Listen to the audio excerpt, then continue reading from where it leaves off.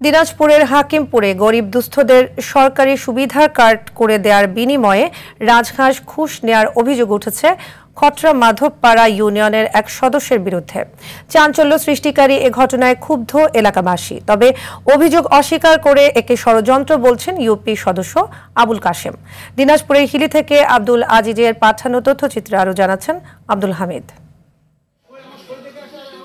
সরকারি সুবিধা পাইয়ে দেওয়ার বিনিময়ে অর্থকড়ি ঘুষ নেওয়ার অভিযোগ নতুন নয়। তবে অর্থের বদলে রাজহাঁস নিয়ে ঘুষের সেই চিরাচরিত সংজ্ঞাই বদলে দিয়েছেন দিনাজপুরের হাকিমপুর উপজেলার খট্টা মাধবপাড়া ইউনিয়নের ৭ নম্বর ওয়ার্ডের সদস্য আবুল কাশেম।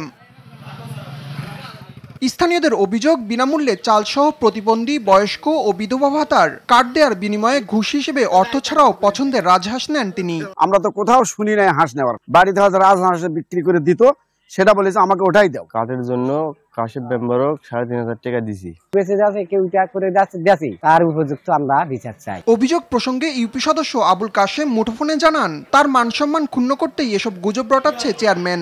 না আমার দরকার নেই ভাই, উলার ভালো না, আমার বিরুদ্ধে করেছে ভাই,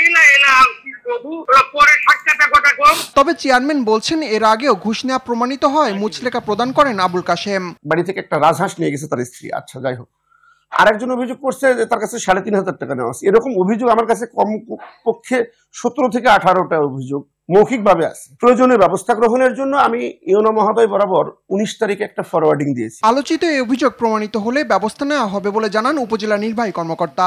আমরা বেশ কিছু বিষয়ে তার অভিযোগ পেয়েছি। এ সংক্রান্ত বিষয়ে তদন্ত করে প্রতিবেদন দেওয়ার জন্য আমরা ইতিমধ্যে আমাদের উপজেলা সমাজসেবা কর্মকর্তাকে দায়িত্ব দিয়েছি।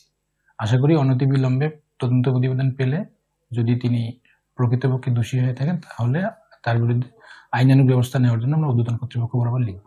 দুর্নীতি বন্ধে সুষ্ঠু তদন্ত সাপেক্ষে অভিযুক্ত সদস্যের বিরুদ্ধে ব্যবস্থা চান এলাকাবাসী। আব্দুল হামিদ, RTV।